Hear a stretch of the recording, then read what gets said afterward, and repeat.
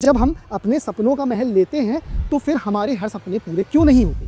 क्यों 5% लोग ही सफल हैं? क्यों 95% लोग सफल नहीं है जिस मुकाम में पहुंचना चाहिए? इसका मतलब ये है कि जब भी कोई व्यक्ति अपनी लाइफ में फेल होता है, अपने रिश्तों में फेल होता है, अपने बिजनेस में फेल होता है, उस घर के हर कोने को पता होता है कि इस व्यक्ति के फेलियर का रीजन क्या है। पता ही नहीं होता है बहुत से लोगों को कि हमारा पैसा आ रहा है तो जा कहाँ रहा है, आखिर सेव क्यों नहीं हो पा रहा। जैसे आपकी कुंडली में कोई ग्रह खराब हुआ, कोई नीच का हुआ, तो आपको उसका रत्न नहीं पहनाया जाता। क्यों? क्योंकि अगर आप कि व्यक्ति अपनी ही गलती से डूबता भी है और अपनी ही अवेयरनेस से फर्श से अर्श तक भी जाता है। जिस व्यक्ति के अंदर एक हाई मैग्नेटिक एनर्जी काम कर रही होती है, उससे बात करने में एक अलग सा आकर्षण फील होता है। लोग कहते हैं ना, अरे यार उसका ऑरा जबरदस्त है। आपका घर क्या आपको सपोर्ट कर रहा है आपके भाग्य में, आपकी सफलता में, आपकी खुशियों में, या फिर आप अपने सपनों के महल में रह रहे हो और आपका कोई भी सपना पूरा नहीं हो रहा है? क्योंकि गलत मुहूर्त में गृह प्रवेश कर देना भी दुख का बहुत बड़ा कारण होता है। जब आप लाखों करोड़ों रुपए देके कोई घर लेते हैं तो इंटीरियर, पेंट, वॉल, डेकोर, इससे पहले आपको देखना चाहिए अगर व्यक्ति के कुंडली में पितृ दोष है तो मैक्सिमम चांस है कि साउथ वेस्ट में उसके घर में वास्तु दोष मिल जाएगा। फिर व्यक्ति परेशान रहता है, बीमार रहता है, पैसा फूंक देता है हॉस्पिटल में, सब जगह पैसे फूंक देगा,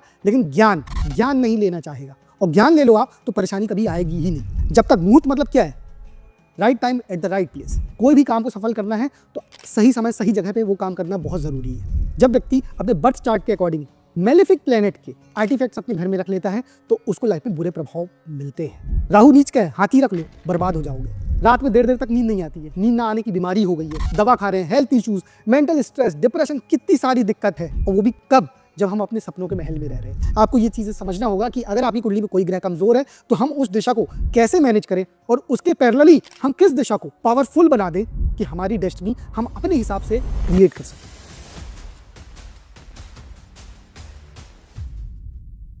नमस्कार आप सभी लोगों को। अगर आज आपने ये वीडियो में अपना समय दे दिया तो ना आप सिर्फ फ्यूचर में अपने लाखों करोड़ों रुपए को सेव कर पाएंगे, बल्कि आप अपना भविष्य भी किस तरह उज्जवल बनाना है उसके बारे में भी जान पाएंगे। और इसके अलावा जो सबसे इम्पोर्टेंट चीज़ ये है कि आपकी जो आने वाली जनरेशन है या जो अगली पीढ़ी है, उनकी लाइफ में किसी भी तरह का स्ट्रगल या प्रॉब्लम ना आए, उनका भविष्य किस तरह उज्जवल हो सके उसके बारे में भी आप जान पाएंगे। एक चीज़ हमेशा याद रखना, लोगों की लाइफ में जितनी भी प्रॉब्लम है, आधे से ज़्यादा लोगों को पता ही नहीं होता कि वो प्रॉब्लम के पीछे का कारण क्या है। और जब लोगों को प्रॉब्लम का कारण नहीं पता होता है ना, तो कभी भी उसका निवारण क्या है, यानी कि सॉल्यूशन, ये व्यक्ति फाइंड आउट नहीं कर पाता है। और कारण ना जानने की वजह जो है वो ये है अनअवेयरनेस। इसलिए हर चीज़ के बारे में अवेयर होना बहुत ज़रूरी है। और आज का वीडियो भी आपकी लाइफ के लिए बहुत इंपॉर्टेंट है। इस वीडियो में जो अवेयरनेस दी गई है एनर्जी साइंस के ऊपर, यानी कि वास्तुशास्त्र के ऊपर, ये वीडियो में अगर आपने आज अपना समय दे दिया तो आप यकीन मानिए आपको आपके फ्यूचर में, भविष्य में बहुत फ़ायदा मिलने वाला है, हर स्थिति में, हर परिस्थिति में। तो चलिए इस वीडियो को शुरू करते हैं। मैं हूं विशाल तिवारी, एस्ट्रो वास्तु कंसल्टेंट, और आज मैं आपके सामने ये वीडियो लेकर आया हूं जिससे ज़्यादा से ज़्यादा लोगों के बीच में अवेयरनेस पहुंच सके और लोग अपना पैसा, अपना टाइम और अपनी हेल्थ और जो फैमिली के साथ अच्छे मोमेंट जीने हैं वो जी सके, ये सब चीज़ों को सेव करके। चलिए अब शुरू करते हैं। सबसे पहली लाइन पढ़िए, यहाँ पे क्या है? Every time you fail your house knows why. इसका मतलब ये है कि जब भी कोई व्यक्ति अपनी लाइफ में फेल होता है, अपने रिश्तों में फेल होता है, अपने बिजनेस में फेल होता है, अपने करियर में फेल होता है, उसे नहीं पता होता है कि आखिर इसके पीछे का कारण क्या है। लेकिन वो जिस घर में रह रहा है उस घर को पता होता है, उस घर के हर कोने को पता होता है कि इस व्यक्ति के फेलियर का रीज़न क्या है। घर के हर एक कोने को पता होता है कि अगर व्यक्ति बिजनेस में सफल नहीं हो पाया तो उसका कारण क्या है, अगर व्यक्ति रिश्तों में सफल नहीं हो पाया, आर्ग्यूमेंट्स चल रहे हैं घर में, तो उसका कारण क्या है, यदि व्यक्ति के घर में जो आने वाली पीढ़ी है उसका भविष्य बिगड़ रहा है तो उसका कारण क्या है। ये हर एक घर को पता होता है, लेकिन व्यक्ति नहीं जानता कि आखिर इन प्रॉब्लम का कारण क्या है। और इसके पीछे की वजह जानते हो आप क्या है? क्यों 5% लोग ही सफल हैं? क्यों 95% लोग सफल नहीं है जिस मुकाम में पहुंचना चाहिए? उसका कारण है ये, 95% people don't know why they feel stuck, restless और financially unstable even in their dream home। ये ड्रीम होम, ये अपने आप में एक बहुत बड़ा वर्ड है। ड्रीम होम यानी अपने सपनों का महल। बहुत सारे लोगों को, 95% लोगों को पता ही नहीं होता है कि वो अपने ड्रीम होम यानी अपने सपनों के महल में जब रह रहे हैं तो फिर वो परेशान क्यों हैं, उनकी लाइफ स्टक क्यों है, वो क्यों परेशान थका हुआ सा महसूस करते हैं, क्यों उन्हें लगता है कि उनकी लाइफ थम सी गई है, उनके लाइफ में कोई भी खुशियां नहीं है, ऐसा क्यों लगता है? कभी इसके पीछे का वाय जानने की कोशिश की आपने कि ऐसा क्या कारण है कि 95% लोगों को नहीं पता? और मैंने ड्रीम होम क्यों बोला, मैंने सपनों का महल क्यों बोला?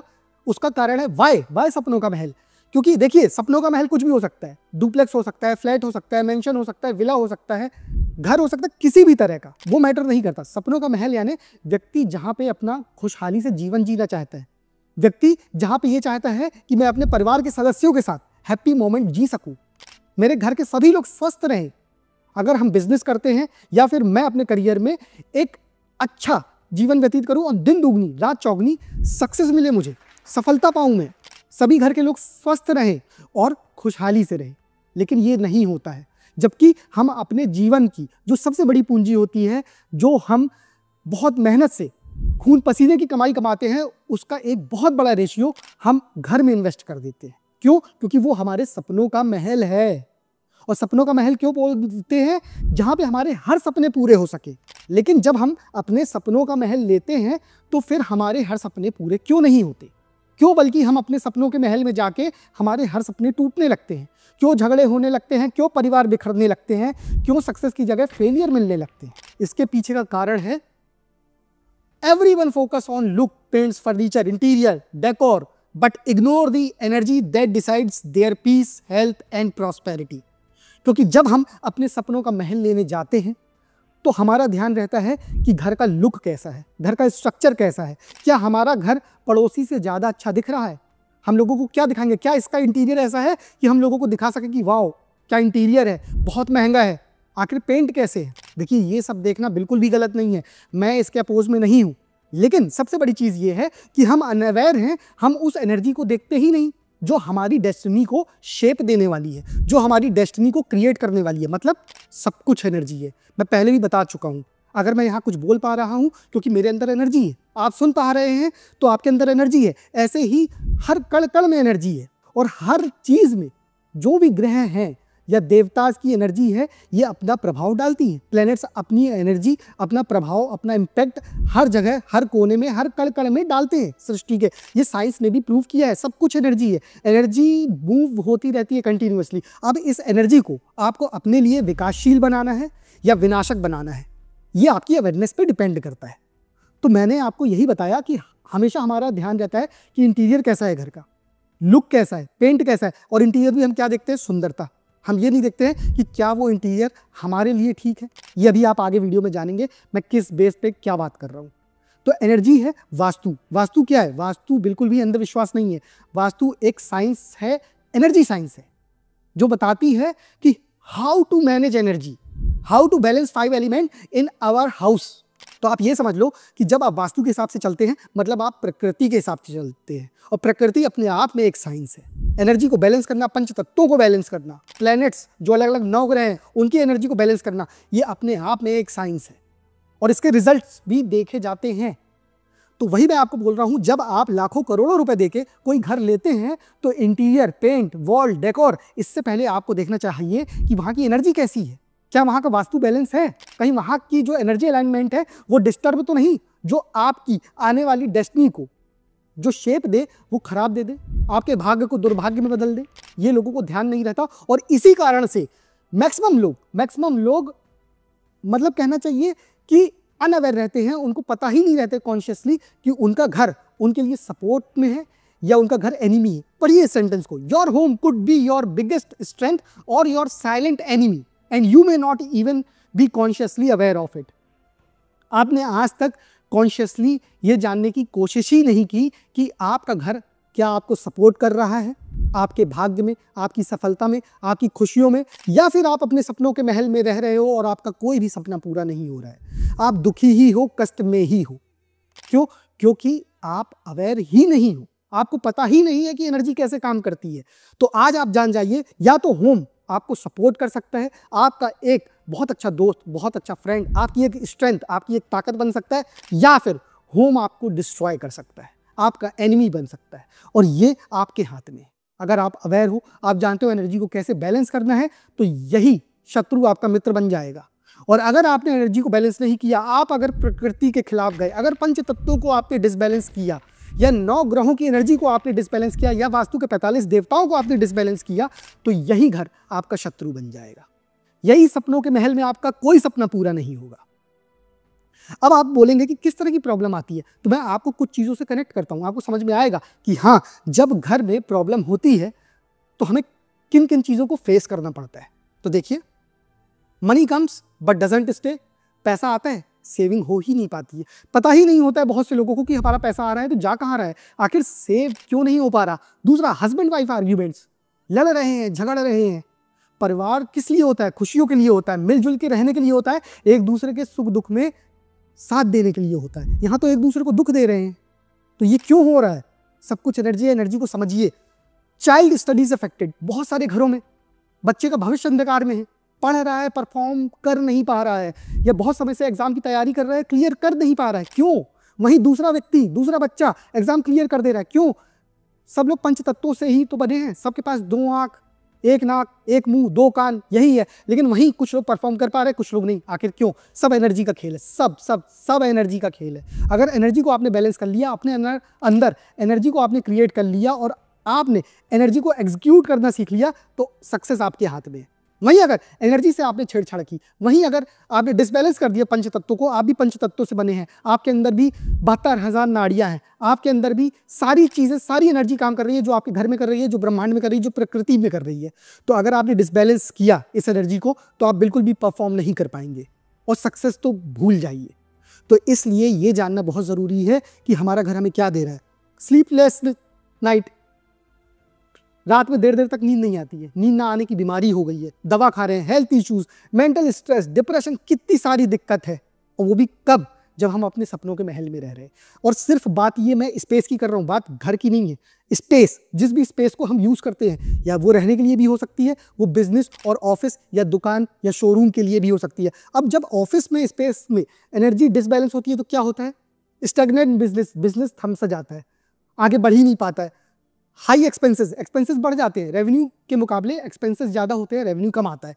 Employees issues, no growth, no conversion, cash flow, liquid money की प्रॉब्लम हो जाती है। एक एग्जांपल दे रहा हूँ, अगर कहीं पे साउथ ईस्ट डिस्टर्ब हो गया, साउथ ईस्ट में अनिल देवता रहते हैं, अगर वो डिस्टर्ब हो गए, अग्नि तत्व डिस्टर्ब हुआ, कैश फ्लो की प्रॉब्लम आनी है, लिक्विड मनी बचेगा नहीं। तो इसलिए आपको समझना पड़ेगा कि ये जो 45 देवता की एनर्जी है आपके स्पेस में, अब वो स्पेस ऑफिस स्पेस भी हो सकती है, होम स्पेस भी हो सकती है, ये किस तरह से काम करती है, इसके लिए अवेयर होना बहुत ज़रूरी है। तो आपने ये देखा कि ये प्रॉब्लम कैसे कैसे आती है। अब आप सोच रहे होंगे कि आखिर ये प्रॉब्लम तो आपने बता दिया, अब ये बताइए कि आखिर इसके पीछे का लॉजिक क्या है। ये प्रॉब्लम आती है तो क्यों आती है, और इस प्रॉब्लम का अगर सॉल्यूशन हम निकाल सकते हैं तो कैसे निकाल सकते हैं, इसके पीछे किस तरह से, मतलब क्या चीज़ वर्क करती है। तो चलिए मैं आपको बताता हूँ। ये देखिए, सबसे पहले every direction carries a frequency energy. Her direction कुछ ना कुछ एनर्जी को क्रिएट किए हुए है। आपका जो घर है, मैंने कई बार अपने वीडियोस में बताया है, जिसके कारण आप लोगों के मन में अंदर छप जाए।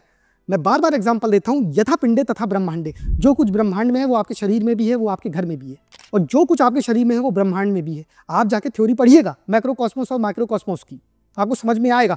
तो इससे क्या समझ में आता है, आपके घर में ही 45 देवता हैं, पूरे ईस्ट वेस्ट नॉर्थ साउथ चारों दिशाओं में ये 45 देवता फैले हुए हैं।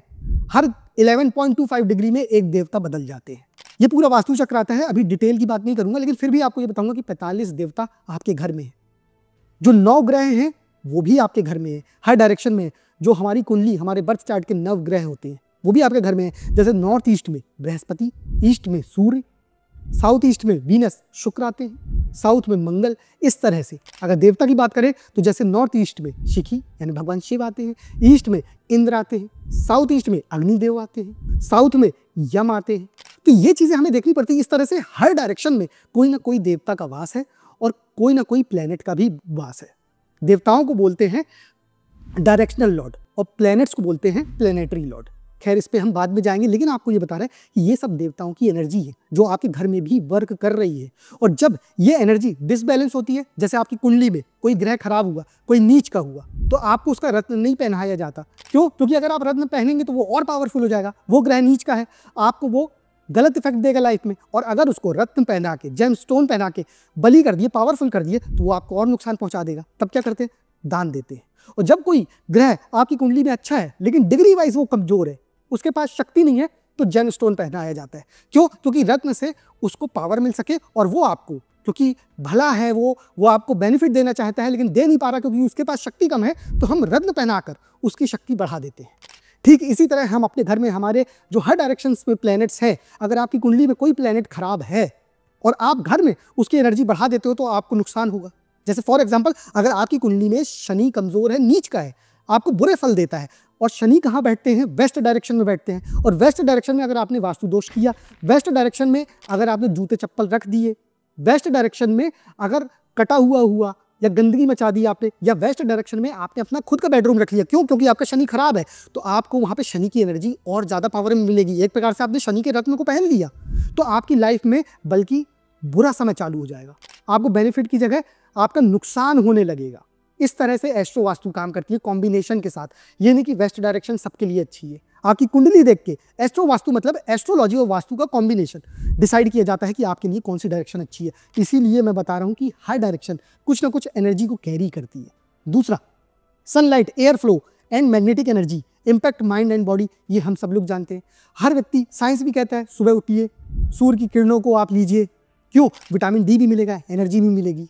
लेकिन आजकल लोग जब देर से उठते हैं, आजकल मैक्सिमम वर्क फ्रॉम होम चल रहा है, तो आप देखेंगे बहुत सारे लोगों में विटामिन डी की कमी पाई जाती है, जिसके कारण बहुत सारे लोग ऑस्टियोपोरोसिस और हड्डियों की बीमारियों का शिकार हो जाते हैं।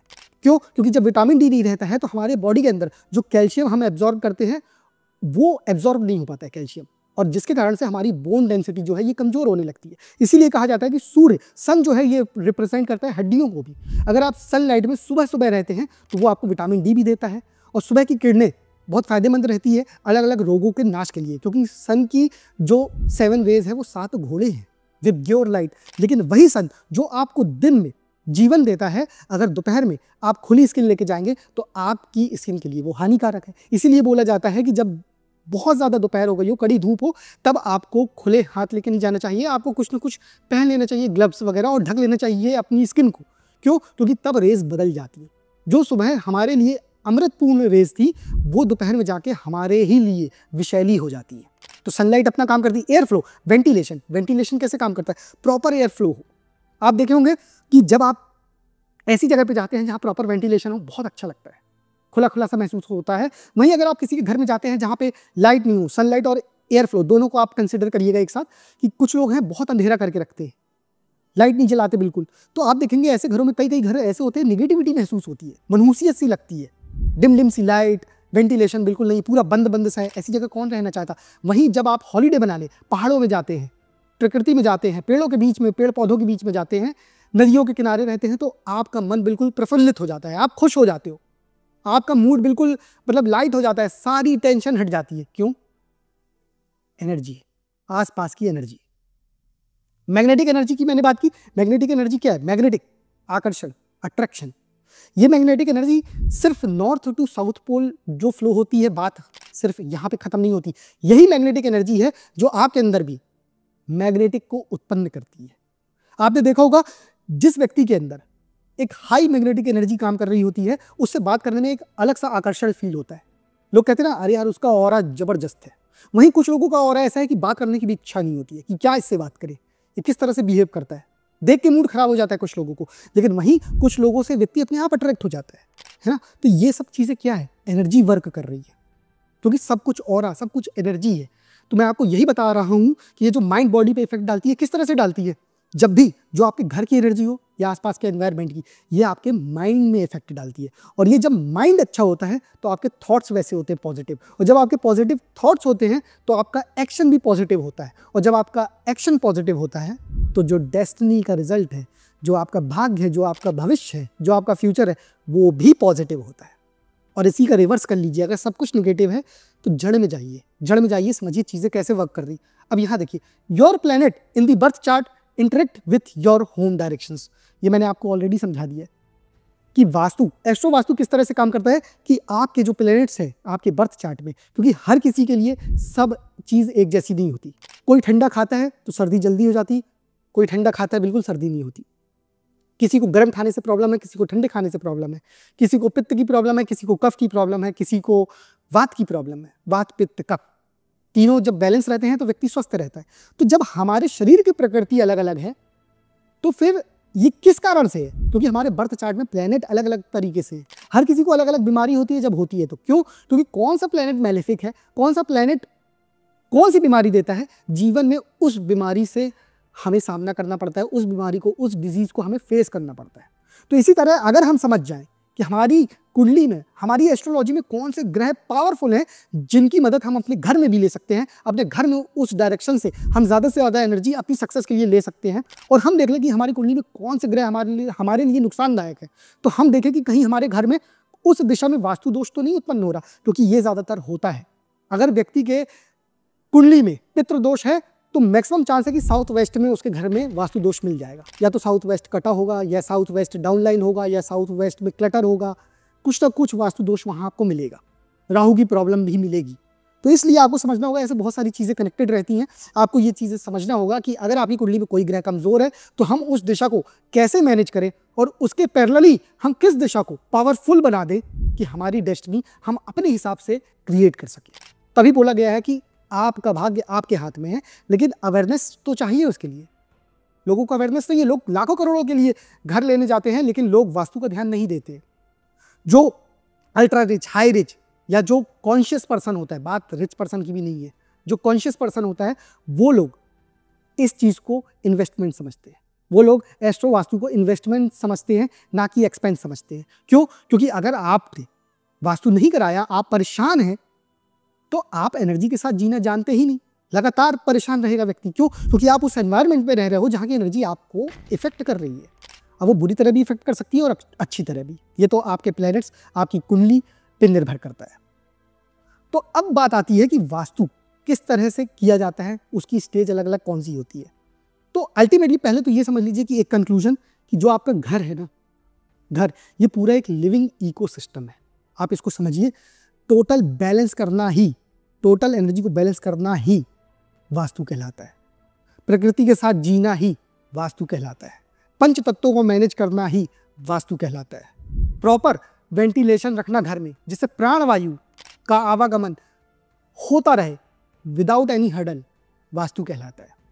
घर के इंटीरियर को इस तरह से सेट करना, फर्नीचर को इस तरह से सेट करना कि प्राणवायु में अवरोध भी ना हो, मतलब किसी भी तरह की प्रॉब्लम ना हो, रुकावट ना हो, साथ में वो प्लैनेटरी पॉइंट ऑफ व्यू से भी आपके बर्थ चार्ट को सपोर्ट करे, इसको एस्ट्रो वास्तु कहते हैं। तो ये सब चीज़ें हमें पता होना चाहिए, क्योंकि मैंने बहुत सारे क्लाइंट्स के घर में देखा है, जब व्यक्ति अपने बर्थ चार्ट के अकॉर्डिंग मेलेफिक प्लैनेट के आर्टिफैक्ट्स अपने घर में रख लेता है तो उसको लाइफ में बुरे प्रभाव मिलते हैं। राहु नीच का है, हाथी रख लो, बर्बाद हो जाओगे।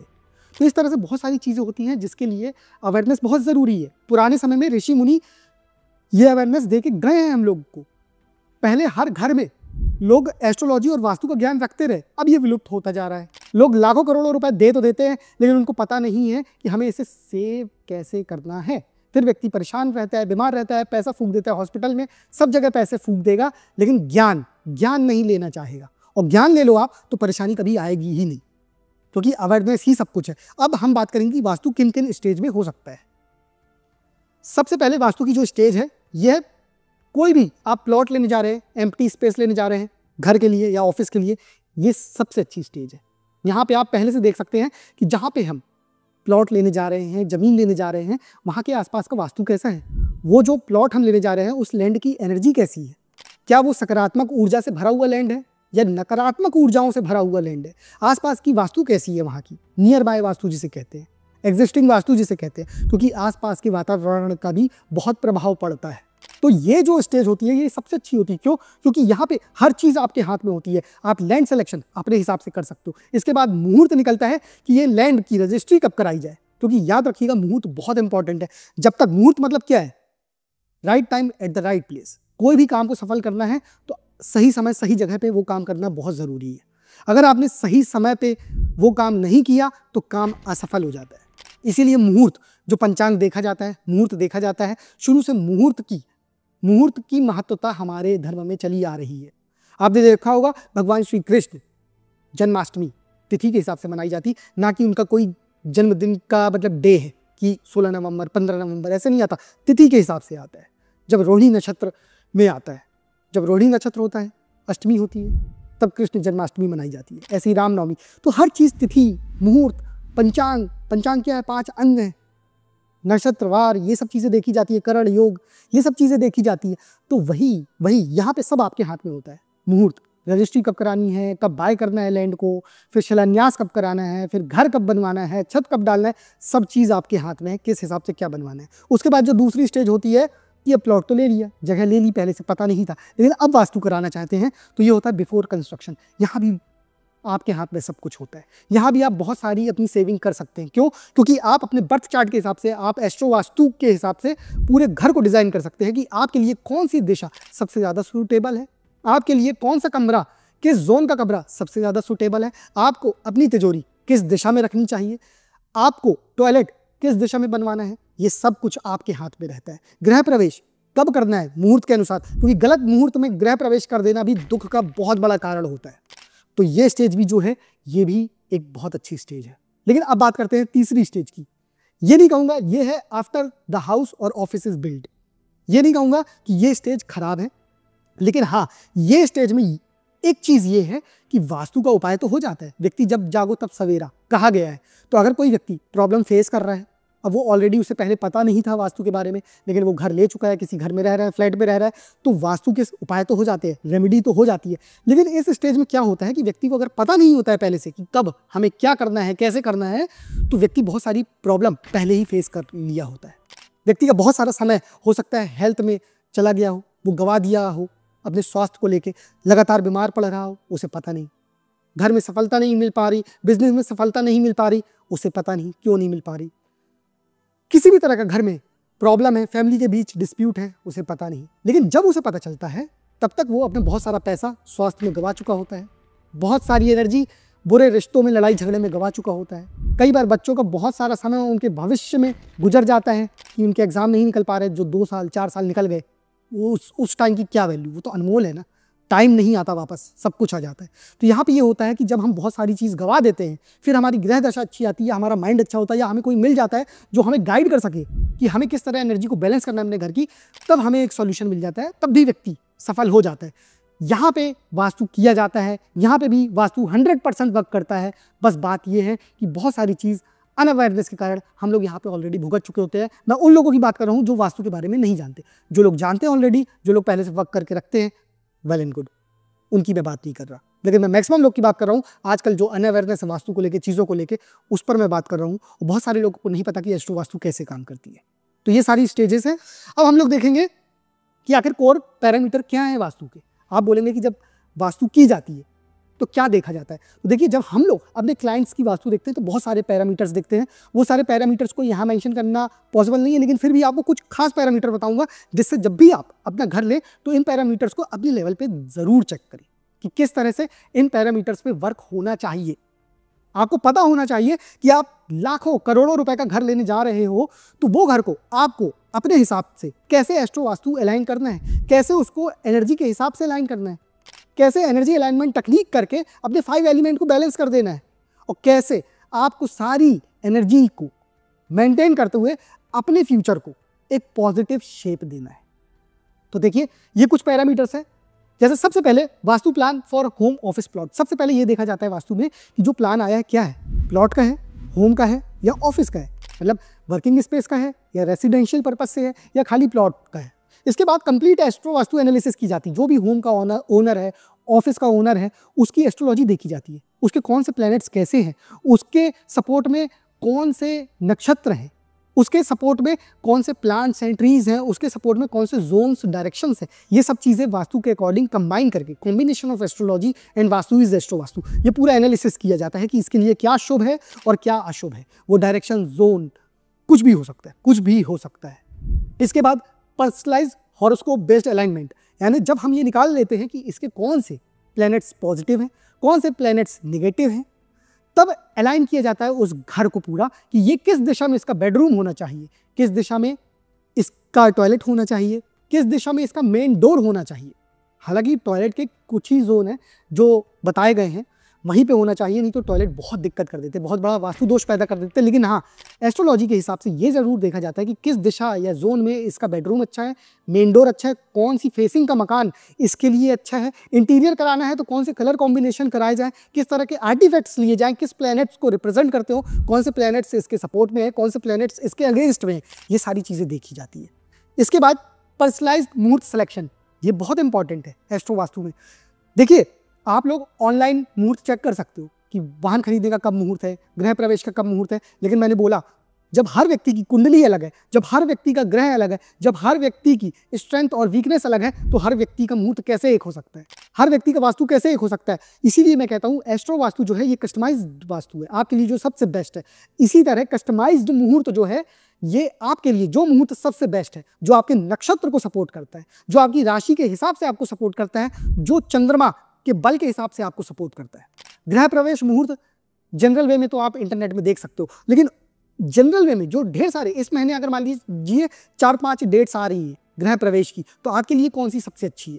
क्योंकि ऐसी भी डेट हो सकती है कि जनरल वे में तो वो गृह प्रवेश का मुहूर्त है, लेकिन अगर आपने कर लिया तो बवाल हो जाएगा। बवाल मतलब हमें प्रॉफिट की जगह लॉस हो जाएगा, हमें बहुत सारा नुकसान उठाना पड़ सकता है। क्यों? क्योंकि हम अपने मुहूर्त के अगेंस्ट जाके गलत वे में जो नक्षत्र हमें सपोर्ट नहीं कर रहे थे, हमने तब गृह प्रवेश कर लिया और हमारे लिए ये दिक्कत हो गई। ये वही बात हुई कि हमें एलर्जी आइसक्रीम से है, किसी और व्यक्ति को आइसक्रीम से एलर्जी नहीं हो सकती, लेकिन मैं खाऊंगा तो मुझे नुकसान हो जाएगा। तो आपको इस तरह से इसको समझना होगा, बहुत डेप्थ वाली चीज़ें हैं ये सब। और जब व्यक्ति इन चीज़ों से अनअवेयर रहता है, वहीं पे व्यक्ति को बहुत बड़े बड़े लॉस उठाने पड़ जाते हैं, फिर वो बिजनेस हो या घर हो या फिर उसके खुद का भाग्य। इसके बाद energy mapping for all the portion of the house. इसके बाद एनर्जी मैपिंग की जाती है, पूरे घर की एनर्जी को बैलेंस किया जाता है, देखा जाता है कहाँ पे पंच तत्वों को रखना है, कहाँ पे फायर एलिमेंट आएगा, कहाँ पे वाटर एलिमेंट आएगा, किस तरह से इनको बैलेंस करना है, जो एलिमेंट आपस में मित्र हैं उनको कैसे कॉम्बिनेशन करना है, जो आपस में शत्रु हैं कहीं उनका आपस में कहीं कॉम्बिनेशन तो नहीं बन रहा, ये सब चीज़ें देखनी पड़ती है। और ये सिर्फ कलर कॉम्बिनेशन से नहीं देखी जाती, ये आर्टिफैक्ट्स लेवल में, इंटीरियर लेवल पे भी देखी जाती है। हर चीज़ मैटर करती है, हर चीज़ देखना पड़ता है कि आपके घर का एक एक कोना आपकी सफलता में आपका सपोर्ट करे। ये है एस्ट्रो वास्तु। इसके बाद interior according to astro vastu, मैं ऑलरेडी आपको बता दिया कि इंटीरियर देखा जाता है। इसके बाद balance of 5 element and colour correction. अगर 5 एलिमेंट डिसबैलेंस हो रहे हैं, कोई बना बनाया घर है, मैंने बताया कोई घर पहले से मिल गया, बहुत अच्छा, वेल एंड गुड, लेकिन अगर किसी का बना बनाया घर है, वो परेशान है, उसको सफलता नहीं मिल पा रही, तो वहाँ पे अगर 5 एलिमेंट डिसबैलेंस है या कलर करेक्शन नहीं है घर का, या कलर उसकी एस्ट्रोलॉजी के अगेंस्ट में है, तो उसे बैलेंस किया जाता है। फिर remedies without breaking structure. Remedies भी हैं बहुत सारी वास्तु में, मिनरल वास्तु है, पिरामिड वास्तु है, प्लांट वास्तु है, ढेर सारी चीज़ें हैं जहाँ पे रेमेडीज की जाती हैं without any breaking of the wall, बिना तोड़ फोड़ के। इसके बाद PDF रिपोर्ट्स, फ्यूचर सपोर्ट, ढेर सारे पैरामीटर्स हैं, लेकिन ये कुछ फैक्टर्स ऐसे हैं जो मैं आपको बता रहा हूँ, ये आपको पता होने चाहिए। आज की डेट में व्यक्ति को पता ही नहीं है, बस घर लेने चल देता है, सोसाइटी देखता है, चल देता है, सोसाइटी अच्छी है, डुप्लेक्स अच्छे हैं, आपको पता ही नहीं है आपके लिए सपोर्ट में है कि नहीं है। एनर्जी को तो बैलेंस करना पड़ेगा ना। इसके बाद कुछ क्वेश्चंस आपके मन में जनरेट हो रहे होंगे, मुझे पता है, तो इसीलिए मैंने एक स्लाइड क्वेश्चंस की भी रख दी है। हो सकता है आपको उन सवालों के माध्यम से आपका जवाब मिल जाए। Do Vastu always require breaking walls and doing major renovations? No, Vastu का नाम तोड़फोड़ नहीं है। 95% वास्तु के ट्रीटमेंट बिना तोड़फोड़ के हो जाते हैं। हाँ, स्पष्ट रूप से बोलूँगा, कुछ चीज़ें ऐसी होती हैं जहाँ पे तोड़फोड़ लगती है, लेकिन वो सिर्फ 5% है, हर केस में नहीं होता। कुछ केसेस ऐसे होते हैं जहाँ पे बहुत ही मतलब कहना चाहिए कि मेजर वास्तु दोष होते हैं, तब। नहीं तो 95% वास्तु बिना तोड़ फोड़ के किया जा सकता है। पूरी एनर्जी को बैलेंस कई तरह की डिफरेंट टेक्निक्स होती हैं, उनके माध्यम से किया जाता है। इस वास्तु सुपरस्टिशन और there is a scientific way to measure its effect. देखिए, वास्तु बिल्कुल भी अंधविश्वास नहीं है, it is the science of energy. अगर आप अपनी एनर्जी को मेंटेन करेंगे, जैसे अगर आप अपने बॉडी की एनर्जी को मेंटेन करते हैं, आपको पता है क्या हेल्दी डाइट खाना है, आपके शरीर के लिए क्या हेल्पफुल है, आप क्या खाएंगे तो स्वस्थ रहेंगे, आप व्यायाम करेंगे तो स्वस्थ रहेंगे, ऐसे ही आपका घर है। इसी तरह से आपका घर है, घर भी एक आप समझ लो लिविंग इकोसिस्टम है, उसे भी प्राणवायु चाहिए, वेंटिलेशन। आप प्राणायाम करते हो, बोलते हैं आपके शरीर में कोने कोने में प्राण पहुंचे, जिससे आपका हर एक ऑर्गन हेल्दी रह सके। इसी तरह आपके घर में वेंटिलेशन होना चाहिए, प्रॉपर खिड़की दरवाजे होना चाहिए, जिसके आपके घर में कोने कोने में प्रॉपर वेंटिलेशन, हवा, प्राणवायु पहुंचे और आपका घर पॉजिटिविटी से भरा रहे, वहाँ पे निगेटिविटी इकट्ठी ना हो सके। तो नो डाउट हम लोगों ने देखा है, हम तो आए दिन क्लाइंट्स की केस स्टडी देखते रहते हैं, तो इसको मेजर भी किया जा सकता है, क्योंकि व्यक्ति अपनी ही गलती से डूबता भी है और अपनी ही अवेयरनेस से फर्श से अर्श तक भी जाता है। तो ये तो व्यक्ति के ऊपर है, इसीलिए अवेयरनेस सबसे पहली स्टेज, अवेयरनेस बहुत ज़रूरी है। उसके बाद बात की बात है कि हमें क्या डिसीजन लेना है क्या नहीं, लेकिन अवेयरनेस हर एक घर में हर एक व्यक्ति को होनी चाहिए कि ये चीज़ें कैसे काम करती है, साइंस कैसे काम करती है, एनर्जी कैसे काम करती है। हमारा ये जो वास्तुशास्त्र है, जो total scientific and logical based है, ये किस तरह से काम करता है। और ये एस्ट्रो वास्तु जो हमारी एस्ट्रोलॉजी हमारे बर्थ चार्ट से मिल के काम करता है, हमारे प्लैनेट्स को बूस्ट करता है, हमारे जो मेलेफिक प्लैनेट है उनको बैलेंस करता है, तो इसका हम किस तरह से लाभ उठा सकते हैं अपनी लाइफ में, ये हर एक व्यक्ति को पता होना चाहिए। इसके बाद, is vastu even possible in a rented house where you can't make changes. देखिए, सबसे बड़ी चीज़ तो ये है कि वास्तु बिल्कुल पॉसिबल है रेंटेड हाउस में। बहुत से लोगों को तो ये भी क्वेरी रहती है कि वास्तु रेंटेड हाउस में लगता भी है कि नहीं। तो देखिए, सबसे पहले एक लॉजिक को समझिए, बेसिक चीज़ को समझिए, अपनी फाउंडेशन को क्लियर करिए कि वास्तु क्या है। वहाँ की एनर्जी जहाँ हम रहते हैं, तो वो ये मैटर नहीं करता कि वो खुद का घर है आपका या आपका रेंटेड हाउस है। आप जहाँ हो वहाँ की एनर्जी जिस तरह से है उस तरह से आपको इफेक्ट करेगी। अगर आप जम्मू कश्मीर में जाएंगे आपको ठंड लगेगी, आप साउथ में जाएंगे आपको गर्मी लगेगी। जहाँ का जैसा मौसम होगा वो आप पे वैसा प्रभाव डालेगा। ठीक इसी तरह आप जिस तरह के एनवायरनमेंट में रहोगे, जिस तरह के घर में रहोगे, वहाँ की जैसी एनर्जी होगी आपके माइंड, बॉडी, सोल में उस तरह का इफेक्ट डालेगी। तो ये तो आप पूछिएगा नहीं कि रेंटेड हाउस में काम करता है कि नहीं। वास्तु बिल्कुल काम करता है। वास्तु स्पेस में काम करता है। जिस स्पेस में आप रहोगे उस स्पेस की जैसी एनर्जी होगी उस तरह से आपकी बॉडी, आपके माइंड, आपके सोल लेवल पे वो काम करेगी। इसके बाद अगर बात की जाए वास्तु ट्रीटमेंट, ऑब्वियस है घर में होता है वास्तु ट्रीटमेंट। रेंटेड हाउस क्या, जब क्लियर हो गया कि रेंटेड हाउस में वास्तु वर्क करता है तो उसमें अगर कोई भी प्रॉब्लम है तो रेमेडीज बिल्कुल काम करती है। इसके बाद, do vastu remedies always cost a lot और रिक्वायर एक्सपेंसिव आइटम। सबसे पहली बात कि वास्तु सुनते ही लोगों को लगता है ये बहुत महंगा है। नहीं, बिल्कुल महंगा नहीं है। बहुत सारी चीज़ें कम पैसों में, कम बजट में, बहुत ईजिली, इफेक्टिवली, आराम से हो जाती है, अफोर्डेबल रेट में हो जाती है। लेकिन फिर मैं आपको एक चीज़ और कहूँगा, वास्तु को आप एक्सपेंस समझ के मत चलिए, ये इन्वेस्टमेंट है। अगर आप घर में लाखों करोड़ों रुपए डाल रहे हो तो आपको प्रॉपर वास्तु ज़रूर कराना चाहिए, क्योंकि ये एक प्रकार से इन्वेस्टमेंट है। आपके घर को प्रॉपर बैलेंस किया जा रहा है। जब आप घर लेते हो तो इंटीरियर डेकोरेशन कराते हो ना, आप अपनी साज सज्जा घर की करते हैं ना, कि आप इतने लाखों करोड़ों रुपए अगर घर में इन्वेस्ट किए हैं तो वो घर में जान आ जाए। तो अगर आप प्रॉपर कलर कॉम्बिनेशन इंटीरियर के थ्रू घर में जान लाना चाहते हैं तो जो घर में एनर्जी वर्क कर रही है उसको बैलेंस करिए। घर में ऐसी जान आएगी कि मैग्नेट की तरह घर काम करेगा। अपॉर्चुनिटी, पैसा, खुशहाली, समृद्धि, सफलता सब आपके घर की तरफ चुंबक की तरह खिंची चली आएगी। तो इस चीज़ को ध्यान में रखिएगा। तो एक छोटी सी बात कहना चाहूँगा, if you want happiness, abundant and prosperous life, then Vastu is not an optional, it is essential. ये चॉइस नहीं है आपके लिए, ये ज़रूरत है आपकी Vastu. So if you have any doubt और query, comment us, and if you want any help from us, then contact us on this mail and phone number. Let's transform your home, office and destiny together. हर हर महादेव।